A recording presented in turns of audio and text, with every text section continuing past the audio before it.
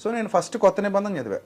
కొత్త నిబంధన చదివిన తర్వాత ఆయన మాటలు, ఆయన చర్యలు, ఆయన విధానాలు, ఆయన బోధలు, అదే కాకుండా మా ఇంట్లో వివేకానంద గారి పుస్తకాలు ఉండేవి. ఆయన పుస్తకాల్లో కూడా ఈయన గురించి పాజిటివ్గా రాసినటువంటి కొన్ని మాటలు, గాంధీ మహాత్ముడు పుస్తకం, చిన్నప్పటి నుంచి మా ఇంట్లో పుస్తకాలు ఉండేవి ఎక్కువ. భగవద్గీత, భాగవతం. మా నాన్నగారు ఫ్రెండ్స్ అందరూ కూడా మా నాన్నగారికి ఎక్కువ బుక్స్ ఇచ్చేవారు. మా నాన్నగారు సిగరెట్ ఫ్యాక్టరీలో వర్క్ చేసేవారు. ఇప్పుడు లేదు అది. సో అక్కడ ఒక ఆంజనేయ స్వామి గుడి కట్టించడం, ఇలాంటివి మా నాన్నగారు ప్రతిరోజు సంధ్యావందనం చేయటం, ఇలాంటివి మా నాన్నగారికి భక్తి బాగా ఎక్కువ. సో నేను అదే ఫ్యామిలీలో పుట్టా. ఆ తర్వాత నేను పెద్ద అయిన తర్వాత, నేను చదువు అంతా పూర్తయిన తర్వాత బిజినెస్ చేసుకుంటున్న టైంలో నేను బైబిల్ చదవడం మొదలుపెట్టిన తర్వాత అప్పుడు నేను రియలైజ్ అయ్యి, ఎంత మంచివాడు, ఎంత పరిశుద్ధుడు, ఎంత యథార్థవంతుడు, ఇంత చక్కటి జీవితాన్ని చూపించినోడు, బతికి చూపించాడు. ఎక్కడ కూడా తన బ్రతుకులో పాపానికి చోటు ఇవ్వకుండా ఇంత గొప్పగా బ్రతికి చూపించాడు యేసుక్రీస్తు అని నేను ఆయన ఇష్టపడ్డాను. అంత గొప్ప వ్యక్తికి, ఏ పాపం చేయనటువంటి వ్యక్తికి ఎందుకు ఆ దండన జరిగింది? దండన వాళ్ళు వేయలేదు కదా, మీరు బైబిల్ చదవలేదు అనుకుంటా. యాక్చువల్లీ దండన వాళ్ళు కావాలని వేస్తే ఈయన వేయించుకున్నది కాదు, అది ఈయన ఇష్టపడి చేయించుకున్నది. అది ఎందుకట్లా? ఇప్పుడు సర్వ పాప పరిహారార్థం, అంటే మానవాళి పాప పరిహారార్థం, సర్వ మానవాళి పాప పరిహారార్థం, అంటే హిందువులు, క్రిస్టియన్లు ఎవరైనా కానీ అందరిది. ఎస్, అది ఆయన విశ్వసించిన వాళ్ళందరిది. ఓకే, ఆయన్ని విశ్వసించిన వాళ్ళందరి పాపాన్ని పరిహరించడం కోసం ఆయన మనిషిని పవిత్రీకరించే క్రమంలో బలులు అనేవి ప్రపంచవ్యాప్తంగా ఉన్నాయి. ఈవెన్ హిందూ మతంలో కూడా అశ్వమేధ యాగం అంటారు, బలులు ఉన్నాయి, బలులు ఇస్తారు. గోవులను కూడా బలులు ఇచ్చినట్టు హిందూ మత చరిత్రలో ఉంది. నా దగ్గర ఎవిడెన్స్ ఉంది, మీకు కావాలంటే ఇప్పుడే చూపించగలను. సో బలులు ఉన్నాయి. ఈ బలుల్లో మేకల యొక్క, గొర్రెల యొక్క రక్తం మనిషి పాపాన్ని పరిహరించలేదు. మీరు వాటి ద్వారా పాప క్షమాపణ కోసం మీరు ఎదురు చూస్తున్నారు. ఈవెన్ భగవద్గీతలో కూడా ఉంటుంది, యజ్ఞాలు, హోమాలు, వేదాలు ఎందుకు చెప్పబడినటువంటి యజ్ఞాలు ఇవన్నీ మీరు చేయడం ద్వారానే మీకు నివృత్తి కలుగుతుంది అని ఉంటుంది.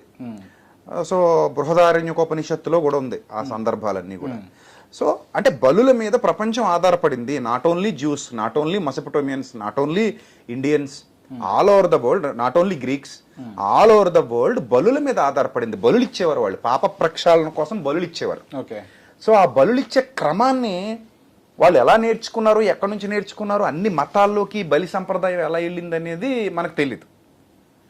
ఆ బలి సంప్రదాయంలో భాగంగా సాక్షాత్తు యేసుప్రభువే భూమి మీదకి వచ్చి తన పవిత్ర రక్తాన్ని, అంటే తన త్యాగాన్ని ప్రపంచానికి చూపించి 33.5 ఏళ్ళు అని చెప్తారు చరిత్రకారులు. భూమి మీద బ్రతికున్నంత వరకు ఎక్కడ ఒక్క పాపం కూడా చేయలే.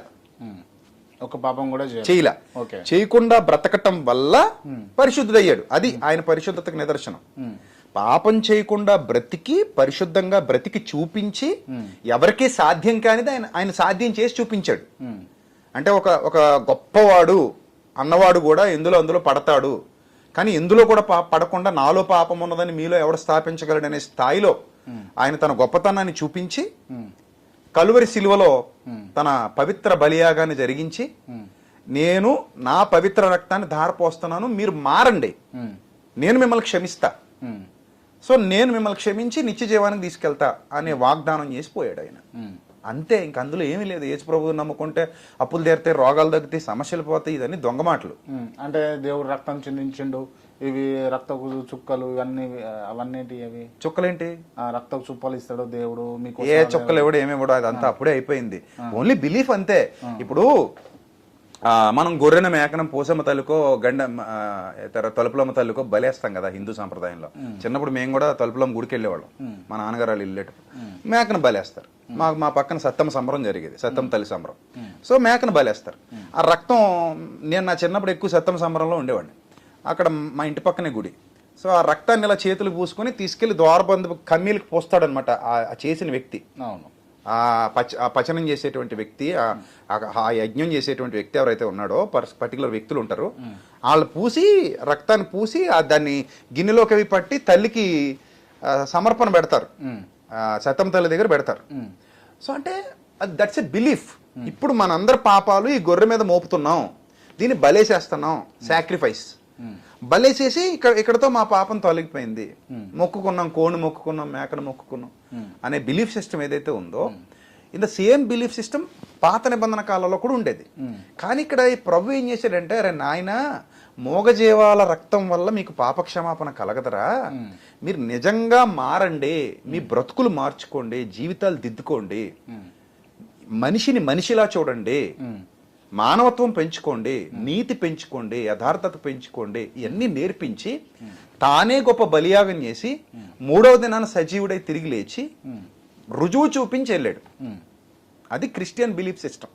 అంతే తప్ప చుక్కలు పడతాయి, ముక్కలు పడతాయి ఏం లేవు అసలు. మరి ఎవడ పుట్టించాడో నాకు తెలియదు. అంటే యేసు ఒక్కడే దేవుడు, నేను ఒక్కనే దేవుడిని, మీరు నన్ను నమ్మండి అని చెప్పేసి కొన్ని చర్చలలో రాసి ఉంటది. మరి చర్చిల్లో అలాగే కదా రాసుకుంటారు. ఇప్పుడు మా ఇంటి మీద నా పేరుతోనే నిలయం అని ఉంటది, పక్కింటోడి పేరు ఎందుకు రాస్తాను? ఏదే ఇప్పుడు ఇది రాముడి గుడి అన్నప్పుడు రాముడి పేరే కదా. నన్ను నమ్మండి, నేను ఒక్కడనే దేవుణ్ణి, నన్ను మాత్రమే నమ్మండి అని రాసి ఉంటది కదా. అన్ని గ్రంథాల్లో అలాగే ఉంది, అన్ని గ్రంథాల్లో అలాగే ఉంది. అంటే దేవుడు నేను ఒక్కడనే దేవుణ్ణి, నేనే దేవుణ్ణి అని చెప్పుకుంటాడా దేవుడు? అంటే నన్ను అడిగితే నేను ఏమంటానంటే, అందరూ రకరకాల దేవుళ్ళను నమ్ముతున్నాం.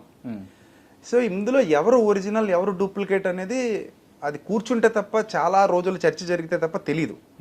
సో దేవుడు అంటే కొన్ని క్వాలిటీస్ ఉంటాయి. నేనే దేవుణ్ణి అని అనడానికి కొన్ని క్వాలిటీస్ ఏంటి అనేది మనం ప్రశ్నించాలి ఫస్ట్. రైట్, నేను అడుగుతా అన్నా, మీరు చెప్పండి, మీరు ఉన్నారు కాబట్టి. ఒక్క రొట్టెను 100 రొట్టెలు 1000 రొట్టెలు చేసిండా యేసు ప్రభు? బైబిల్ ఉంది కదా. సాధ్యపడుతుందా అసలు? అదే మరి మిరాకిల్ అది. అది మనిషికి సాధ్యం కాదు.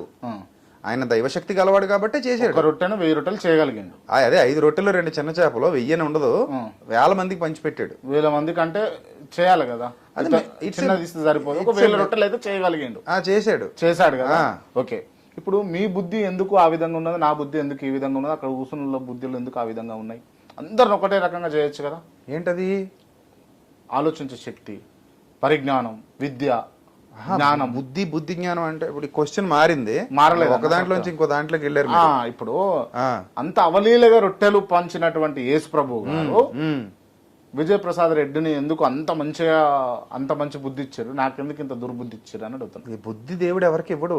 పాయింట్ ఏంటంటే ఇక్కడ దేవుడు నేను చెప్పేస్తాను. నేను ఒకటే ఇంకోటి కంప్లీట్ అవ్వాలి అంటే రొట్టెలు అంటే చిన్నది రొట్టె చేయడానికి సాధ్యపడినటువంటి యేసు ప్రభు గారికి బుద్ధులన్నీ కూడా మనిషి బుద్ధి, మనుషులను మంచిగా సత్మార్గంలో నడిపించే దేవుడు నరులందరినీ ఒకేలా పుట్టించాడు యథార్థవంతులుగా. దానికి నేను మీకు బెస్ట్ ఎగ్జాంపుల్ చెప్తాను. 3 నెలల వయసు ఉన్న పసిపిల్లలను తీసుకుని అందరినీ ఒక రూమ్ లో వదిలేస్తే మీకు అందరి స్వభావాలు ఒకలాగే కనబడతాయి. ఎక్కడ వేరియేషన్ ఉండదు. స్వచ్ఛమైన, నిష్కల్మషమైన, నిష్పక్షపాతమైన, అదొక సద్భావనతో కూడినటువంటి అపురూపమైన వాతావరణం ఆ పిల్లలందరి మధ్యలో ఉంటది. రైట్, కానీ కదా అందులో కొంతమంది నేను చెప్పేది అదే ఉంటారు. అది నేను చెప్పేది అదే. ఇప్పుడు వాళ్ళు పెరిగి పెద్దవాళ్ళు అవుతూ, they're all like a white papers, వాళ్ళు పెరిగి పెద్దవారు అవుతూ ఆ కుటుంబ నేపథ్యం, సామాజిక నేపథ్యం, సంఘ నేపథ్యం, వాళ్ళకి నేర్పించేవి, చూపించేవి, వినిపించేవి, టోటల్ అన్నిటి మీద బేస్ అయ్యి ఒక వ్యక్తిత్వాన్ని రూపకల్పన చేసుకుంటారు. అలాగా మనుషులందరూ తయారవుతారు. ఉదాహరణకి బిన్ లాడెన్ ఉన్నాడు, పుడతా ఉగ్రవాద కాదు కదా. సద్దాం హుస్సేన్ ఉన్నాడు, పుడతా నియంత కాదు. అలాగే మన సమాజంలో ఉన్న చాలా మంది నరహంతకులు ఉన్నారు, పుడతా వాళ్ళందరూ నరహంతకులా కారు. పుట్టినప్పుడు అందరూ పరిశుద్ధంగానే పుట్టారు, యథార్థవంతులుగా. వాళ్ళందరూ ఎందుకు అటు పోతున్నారు? దేవుడు అదే నేను అంటున్నాను. ఇప్పుడు 1000 రొట్టెలు చేయగలిగినప్పుడు దేవుడు మనిషికి స్వేచ్ఛనిచ్చాడు, స్వతంత్రాన్ని ఇచ్చాడు భయ్య. ఇప్పుడు నీ స్వేచ్ఛ నీది, నా స్వేచ్ఛ నాది. నిన్ను బలవంతంగా పెడితే నువ్వు ఒప్పుకోవు. ఇప్పుడు నీకు ఇష్టం లేని నీకు పెట్టి తినిపిస్తానంటే అసలు ఒప్పుకోవు నువ్వు. నీకు ఆ స్వేచ్ఛ ఉంది. దేవుడు మనిషిని మరమనిషిలా చేసి ఉంటే గనక అలాగే చేసేవాడు. అంటే కానీ స్వేచ్ఛనిచ్చి ఇదిగో మరణం, ఇదిగో జీవం, ఇదిగో నీతి, ఇదిగో చెడ్డ, take your own way, choose your own decision అని చెప్పాడు. సో మీరు దాన్ని తీసుకోవటం మీద ఆధారపడి మంచిగా బతకాలనుకుంటే బతకండి, చెడిపోతానంటే చెడిపోండి. ఫైనల్ డెస్టినేషన్ లో మాత్రం మీ క్రియలకు తగ్గ ప్రతిఫలం ఇస్తానరా, అది మాత్రం గుర్తుపెట్టుకోండి అన్నాడు. మీకు పిల్లలందరికీ టీచర్ ఒకలాగే పాఠాలు చెప్తాడు, ఆయన బుర్రలో బోల్డ్ అంత విద్య ఉంది, అందరికి ఎందుకు ఎక్కించలేకపోయాడంటే మనం ఏం చేయలేం దానికి, ఆడు తీసుకోవటాన్ని బట్టి ఉంటది అది. ఆడు విన్నాడా లేకపోతే విన్నట్టు నటించాడా, పక్కనోడితో సోది పెట్టుకున్నాడా, ఫోన్ చూసుకున్నాడా, ఇట్స్ డిపెండ్ ఆన్ హిమ్. అంటే దేవుడు టీచర్, ఎగ్జామ్ కి వెళ్ళిన తర్వాత టీచర్ అంటారు ఇప్పుడు మీరు. ఉదాహరణ చెప్తున్నా, ఎగ్జామ్ కి వెళ్ళిన తర్వాత అటు రాసి పాస్ అయితే మంచి మార్కులు వస్తాయి, బుర్రలో ఉంటే రాస్తాడు, బుర్రలో అయితే రాయలేడు. అలాగే దేవుడు కూడా మనకు ఒక వే చూపించాడు, నువ్వు ఆ వేలో వెళ్ళరా నాన్న అని చెప్పాడు. వెళ్తే వెళ్ళండి, వెళ్ళకపోతే మానేయండి. అది రేపు పొద్దున ఫలితం మనం పొందుకుంటాం. మనం ఏం విత్తనాలు విత్తుతున్నామో ఆ పంటనే కదా కోసుకుంటాం. రైట్. ఒకవేళ అట్లా చేయలే, పాపాలే చేసిండు, పాపే అయ్యిండు, ఏడికి పోతాడు చచ్చిపోయిన తర్వాత? బైబిల్ ప్రకారంగా నరకం ఉంది, అన్ని మత గ్రంథాలు నరకం అనే చెప్తున్నాయి. ఈవెన్ మీ హిందూ మతం కూడా నరకం అనే చెప్పింది, నో డౌట్ ఎట్ ఆల్. నరకానికి పోతాడు అనే ఉంది మరి. ఓకే రైట్, నరకానికి పోతాడు. ఇప్పుడు ఒకవేళ ఎవరికైనా దేవుడు అంటే నమ్మినా నమ్మకపోయినా, ఒకవేళ మీ బిలీవ్ ప్రకారం ఇప్పుడు నేను హిందువును, నాకు మరణం తర్వాత నేను కూడా నరకం పోయేది ఉంటే ఏ నరకానికి పోతా? హిందూ మతంలో ఉన్నటువంటి నరకానికి పోతాను, లేకపోతే క్రైస్తవ మతంలో ఉన్న నరకానికి? అది నాకు తెలియదు, చచ్చిపోయాక చూద్దాం. అది ఏది పోతారు? అది ఊహించి ప్రిడిక్షన్ చెప్పాలి ఇప్పుడు నేను. మీరు ఏ నరకం ఉన్నదా లేదా? అసలు నేను నమ్మిన బిలీఫ్ ప్రకారం ఉంది, మీరు నమ్మిన బిలీఫ్ ప్రకారం కూడా ఉంది. హిందూ మత గ్రంథాల్లో కూడా నరకం ఉంది. మీకు నరకాన్ని అంటే క్రిస్టియానిటీలో నరకాన్ని ఎవరు సృష్టించారు? కాదు, ఇప్పుడు బ్రహ్మవైవర్త పురాణం అని ఉంది, ప్రకృతి కాండం 31వ అధ్యాయంలో. బ్రహ్మవైవర్త పురాణం ప్రకృతి కాండం 31వ అధ్యాయంలో, నపూజయే ద్యోహి భక్త్యా శివలింగం చ పార్థివం సయాతి శూలిన కోపాత్ సోలప్రోతం సుధారుణం స్థిత్వ శతాబ్దం తత్రైవ స్వపదః సప్త జన్మను తతో భవేద్వేవలశ్చ సప్త జన్మ స్వతః శుచిహి అని ఉంది. అంటే దీని అర్థం ఏంటంటే, శివలింగాన్ని పూజించని వాడు పరమశివుని యొక్క కోపము వలన భయంకరమైన శూలప్రోతమను నరకమున 100 సంవత్సరాలు ఉంటాడు, అక్కడ నరకయాతనలు అనుభవిస్తాడని క్లియర్ గా ఇక్కడ రాయబడింది. సో అంటే మీ హిందూ మతం ప్రకారంగా కూడా కరుణాకర్ సుగుణ కాదు, ఇక్కడ మీరు లలిత్ కుమార్ కాదు, లేకపోతే మీరు ఎందుకు హిందువులకు సంబంధించినటువంటి గ్రంథాల గురించి మీరు అడిగారు కదా, నేను వ్యత్యాసం చెప్పండి అని అడుగుతలేను. మీరు చెప్పిన విధానంలో నరకం అనేది ఉన్నది కదా, ఎవరు సృష్టించారు? దేవుడు సృష్టిస్తాడు. దేవుడు అంతే. దేవుడు ఇప్పుడు జైలు ఎవరు సృష్టించారు? జైలు ఎవరు సృష్టించారు? మన ప్రభుత్వమే సృష్టిస్తుంది. అవును. తప్పు చేసిన వాడిని ప్రభుత్వమే జైలు వేస్తుంది, అది ప్రభుత్వం, అక్కడ ప్రభువు, అంతే తేడా. సింపుల్. మంచిగా ఉంటే జనజీవన స్రవంతిలో ఉంటాం, మంచిగా లేకపోతే జైల్లో ఉంటాం, ప్రభుత్వం చూసుకుంటది. ఇక్కడ ప్రభుత్వం ఎలాగా అక్కడ ప్రభు అలాగా. హిందూ మతంలో శివుడు నరకాన్ని సృష్టించాడు, మీరు చచ్చిపోతే మీరు శివుడు సృష్టించిన నరకానికి వెళ్తారు మీ బిలీఫ్ ప్రకారంగా. మీ బిలీఫ్ అది. నేను ఇప్పుడు కాదు అంటే నాకేంటి పని? నేను ఎందుకు కాదనాలి మీ బిలీఫ్ ని? మీరు కంపేర్ చేసి అడిగారు కాబట్టి చెప్తున్నా. క్రిస్టియన్ బిలీఫ్ ప్రకారంగా నేను యేసు ప్రభు సృష్టించిన నరకానికే పోతా, అంతే. నేను తప్పుగా బతికితే సింపుల్. పోతారా? తప్పుగా బతికితే ఉన్నదా? అసలు నరకం ఉన్నదా? అది ఉందని నమ్మాలి మనం, మన బిలీఫ్స్ ప్రకారం ఉందని. జస్ట్ నమ్మకమే. నాకు ఇక్కడ క్రాంతి గారు, మీరు హిందువునని చెప్పారా ఇందాక నేను అడిగినప్పుడు? అవును. హిందూ అంటే నేను అన్ని దేవుళ్ళు నమ్ముతానని చెప్పారా? అవును. అందులో శివుడు కూడా ఉన్నాడు కదా, అందుకే మీకు చూపించా. ఉన్నదాన్ని ఎందుకు అడుగుతున్నారు? శివుడు చెప్పాడు కదా అని చెప్తున్నాను మీకు. అది మీరు మళ్ళీ లలిత్ కుమార, కరుణాకర, రాధమర అనకూడదు. నేను వాళ్ళ గురించి నేను ప్రస్తావించట్లా. మీరు నమ్మానని చెప్పిన శివుడు చెప్పిన మాట మీరు ఎందుకు నమ్మట్లేదని అడుగుతున్నాను నేను మిమ్మల్ని. అది పాయింట్ ఇక్కడ. ఇప్పుడు నరకం ఉందా లేదా అంటే ఉందని మరి శివుడు చెప్పాడు కదా. అంటే మీరు శివుడు చెప్పిన నరకాన్ని నమ్మతలేరు కదా, మీరు కృష్ణానిటిలో ప్రభువు చెప్పినటువంటి నరకాన్ని నమ్ముతారు కదా, అందుకోసం అని. ఎవరి నమ్మకం వాళ్ళది. అదే అండి, ఇందాక నుంచి అదే అంటున్నాను. నేను మీ నమ్మకాన్ని తప్పు పట్టను, మీ నమ్మకం మీదే, నేను మీ నమ్మకాన్ని గౌరవిస్తా. మీ నమ్మకాన్నే కాదు, ఎవరి నమ్మకాన్నైనా నేను గౌరవిస్తా. అది హిందువులైనా ముస్లిమ్స్ అయినా, I love them very much. నేను మంచిని మంచిగా గౌరవిస్తా. ఓకే. విజయ్ కుమార్ గారు చెప్పినటువంటి అంశం ఏంటంటే, యెహోవా అవ్వానా, ఆదాము అవ్వేమో, ఆదాము అవ్వ వీళ్ళకి పుట్టిన సంతతి ఈ ప్రపంచం అంతా అని చెప్పేసి బైబిల్లో ఉంది. అలాగుంది. ఉందా? ఒక మనిషి నుంటే ప్రపంచం అంతా వచ్చారని చెప్పి ఉంది. ఒక మనిషి నుంచే ప్రపంచం అంతా పుట్టుకొచ్చారు. దేవుడు మొదట ఒక మనిషిని, ఒక స్త్రీని, పురుషుణ్ణి చేశాడు. సో అది బైబిల్ బిలీఫ్. అది బైబిల్ బిలీఫ్. అంటే బైబిల్ ప్రకారము మీరు కూడా నమ్ముతారు. మరి అదే నమ్మాలి. మేము బైబిల్ నమ్మినప్పుడు మీరు నమ్ముతారు కదా, పక్కా నమ్మాలి. పక్కా నమ్ముతారా? అయ్యో నమ్మాలంటుంటే పక్కా నమ్ముతారా? ఇదేందండి, దాని తర్వాత అడగబోయే ప్రశ్న ఆ విధంగానే ఉంటుంది, అందుకే ఇన్నిసార్లు మీ అడుగుతున్నా. ఇష్టం వచ్చింది అడగండి. రైట్, వాళ్ళిద్దరు పేరేంటి చెప్పండి ఒకసారి. ఆదాము అవ్వ. ఆదాము ఉమ్, అవ్వ. ఉమ్, ఆదాము అవ్వలకు ఉమ్, పుట్టినటువంటి వ్యక్తులు ఉమ్. బ్రదర్ అండ్ సిస్టర్ రిలేషన్ ఉంటుంది. అంతే మరి. మరి ఇప్పుడు వైఫ్, ఉమ్, మామ, ఉమ్, అల్లుడు, బావ, అక్క, చెల్లి, ఇన్ని రిలేషన్స్ ఎట్లా ఏర్పడ్డాయి? వాళ్ళలో నుంచి వచ్చిన వాళ్ళే పెళ్లి చేసుకుని ఉండాలి. ఎట్లా? అప్పుడు రిలేషన్స్ ఉండవు కదా. అది కరెక్టేనా? కరెక్టే. ఎందుకంటే నేను ఒక మాట చెప్తాను ఇక్కడ. ఎథికలే అంటారా అంటున్నా. ఎథికల్ గా ఆలోచిస్తే ఇప్పుడు దక్షుడు దక్షిణి అని ఒక సంథింగ్ ఒక చరిత్ర ఉంది మీ హిందూ మతంలో కూడా. వాళ్ళ అన్న చెల్లెలు వివాహం చేసుకుంటారు. సో ఎథికల్ కి ఆలోచిస్తే ఆ సృష్టికర్త అయిన బ్రహ్మ కూడా సరస్వతిని కుమార్తెను స్వీకరించినట్టుగా నేను ఆల్రెడీ కృష్ణుడా క్రీస్తు డిబేట్ లో మాట్లాడా. అది మీ హిందూ మతం అందే. సో ఎథికల్స్ కాదు ఇక్కడ విషయం. ఇక్కడ ఏంటంటే పాయింట్, ఫస్ట్ నాగరికత లేని రోజుల్లో అప్పటికి వావి వరస విధి విధానాలు ఏమీ లేవు. తొలి మానవుల ఏ మతమైనా దాన్నే అంగీకరించాలి.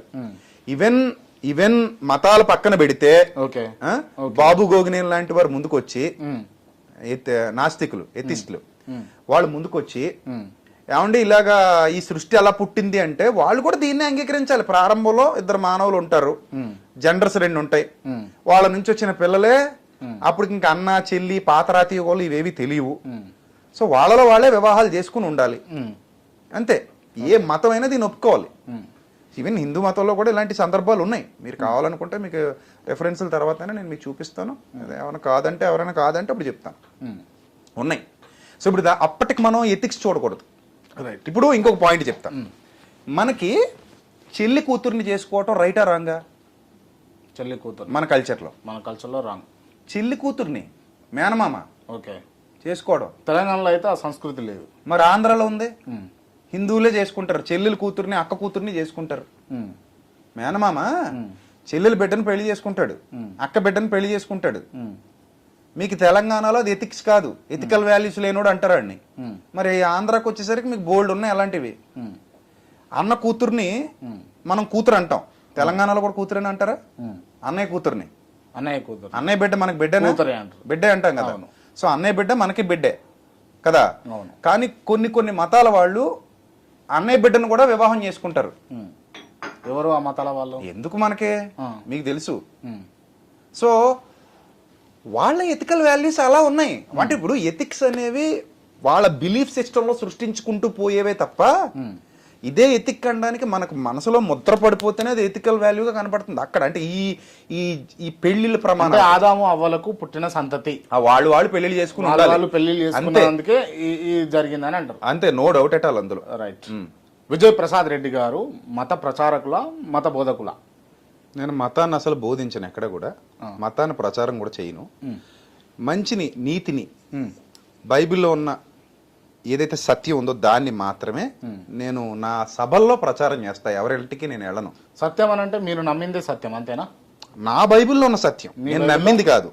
నా బైబిల్లో ఏదైతే రాయబడి యేసుప్రభువు నాకు బోధించాడో అది నేను నా సభల్లో మాత్రమే ప్రచారం చేస్తా తప్ప నేను ఎవరింటికి వెళ్ళను సుమా. అది ఎవరింటికి వెళ్ళి మీరు మా యేసుప్రభుని నమ్మండి అని నేను చెప్పను. అయితే మీరు మత ప్రచారం అని అడిగారు కదా, దీనికి ఒక చిన్న క్లారిటీ ఇస్తా. యాక్చువల్లీ చాలా మంది ఏమంటారంటే మత ప్రచారం అవసరమా ఇక్కడ అని అడుగుతారు. అంటే ఈ సభలు అవసరమా, దేవుడి గురించి చెప్పాల్సిన అవసరం ఉందా అని అడుగుతారు. ఏదైనా సరే చెప్పకపోతే ఏది ప్రపంచానికి తెలియదు. చివరికి మనం పుట్టిన తర్వాత ఈయన మీ నాన్న అని అమ్మ చెప్పకపోతే మనకు నాన్న ఎవరో కూడా తెలియదు. ఇతడు మీ అన్న అని మనకు అమ్మ చెప్పకపోతే అన్న ఎవరో తెలియదు. మామయ్య, తమ్ముడు, ఇవన్నీ చిన్నప్పటి నుంచి మనం నేర్చుకుంటూ వచ్చాం. ఇక్కడ మత ప్రచారం అన్న క్వశ్చన్ రేజ్ అయితే మరి భారతదేశంలో ఎందుకు అని అడగొచ్చు. భారతదేశంలో మేము ఎవరైనా చేస్తున్నామా, హిందువులు ఎవరైనా మత ప్రచారం చేస్తారా అని ఒక క్వశ్చన్ ఉంది. అవును, వీళ్ళు ఎందుకు చేస్తున్నారని.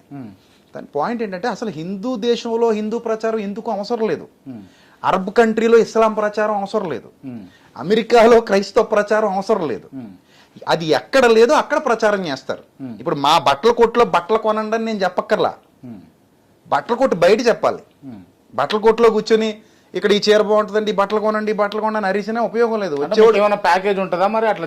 పాయింట్ నేను చెప్పేది వినండి. ఇప్పుడు మత ప్రచారం అనేది అన్ని మతాల్లో జరుగుతుంది. ఈవెన్ ఒక చిన్న వీడియో మీకు ఫోన్లోనే చూపిస్తాను. మొన్న ఇజ్రాయెల్లో ఇస్కాన్ వాళ్ళు ఉన్నారు కదా, ఇస్కాన్ వాళ్ళు అక్కడ మత ప్రచారం చేస్తున్నారు. ఎక్కడికి వెళ్ళి? ఇజ్రాయెల్కి వెళ్ళి. వాళ్ళు మరి యాక్చువల్లీ మీరు వాళ్ళు ఇక్కడ చేయరు, అది ఇక్కడ చేస్తే ఒప్పుకోరు కదా. ఇక్కడ ఎందుకు చేస్తే ఒప్పుకోరు అంటే ఇక్కడ అవసరం లేదు. ఇక్కడ ఆల్రెడీ అందరూ హైందవులు కృష్ణుని నమ్ముతారు. కానీ అక్కడ ఇజ్రాయెల్లో కృష్ణుని నమ్మేవాళ్ళు లేరు. Hare Krishna, Hare Krishna.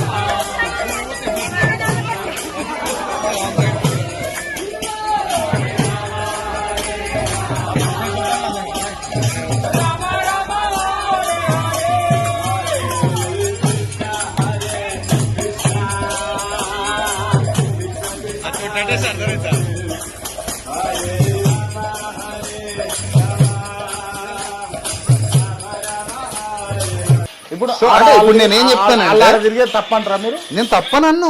నేను ఎందుకు తప్పంటాను? నేను తప్పను. జాగ్రత్తగా మాట్లాడుతున్నారు మీరు. అసలు ఏ జాగ్రత్త ఏంటి? తప్పని అనాలా? ఎందుకు ఇప్పుడు తప్పెందుకు? నేను అంటున్నాను. ఇప్పుడు వాళ్ళు ఇజ్రాయెల్కి వెళ్ళారు. వాళ్ళు ఎవరో హిందువులు కాదు, వాళ్ళు ఎవరో విదేశాల్లో పుట్టినోళ్ళు. వాళ్ళకి ఎలా తెలిసింది హిందూ మతం గురించి, కృష్ణుడి గురించి, హరే హరే కృష్ణ ఎలా తెలిసింది వాళ్ళకి? ఎవడో చెప్పబట్టే కదా, మీలాంటోడో నాలాంటోడో నేర్చుకున్నారు, నమ్మారు. అంటే ఎవడో ప్రచారం చేయకపోతే ఇజ్రాయెల్ కి ఈ హరే రామ హరే కృష్ణ అనేది వెళ్ళదు కదా. అంటే ఇప్పుడు నా పాయింట్ ఏంటంటే, ఎవడి మతం వాడు ప్రచారం చేస్తున్నాడు. ప్రచారం ఇప్పుడు ప్రవహించకపోతే నది ఎండిపోద్ది, ప్రకటించకపోతే మంచి మరుగైపోద్ది, ప్రచారం చేయకపోతే ఏ మతమైనా నాశనం అయిపోద్ది. ప్రచారం చేయాల్సిందే అంటారు. అంటే మంచిని చెప్పాలి. ఇప్పుడు ఇష్టమైనోడు వింటాడు, కష్టమైనోడు వినడు. నేనేమంటానంటే, అంటే ప్రచారం చేసే హక్కు ఉన్నది కానీ బలవంతం చేసే హక్కు లేదు. అది ఎప్పుడూ లేదు, ఎవరికే లేదు. నేను బలవంతం చేస్తే ఖండించండి, ప్రచారం చేయడానికి కూడా ఖండించడం తప్పంటాను. Right, okay. నా పాయింట్ మీకు అర్థమైందా? ఇప్పుడు ఇజ్రాయెల్ వెళ్ళి మీరు ఎవర్రా హరే రామ హరే కృష్ణ అంటున్నారు, ఇక్కడ ఇజ్రాయెల్ రా ఇది అంటే తప్పంటాను నేను. అది వాళ్ళ ఇష్టం. వాళ్ళ వీధుల్లో మీకు పరపత్రాలు ఎంచుకుంటూ హరే రామ హరే కృష్ణ చెప్పుకుంటూ వెళ్ళిపోతున్నారు. మీ ఇంటికి అయితే రాలేదు కదా. సో పోయి వాళ్ళని పోనీ, నీకు ఇష్టమైతే తీసుకో, లేదంటే ఇగ్నోర్ చేసుకుంటూ వెళ్ళిపో, వాళ్ళని అలా వదిలేయి. నేను అనేది అది.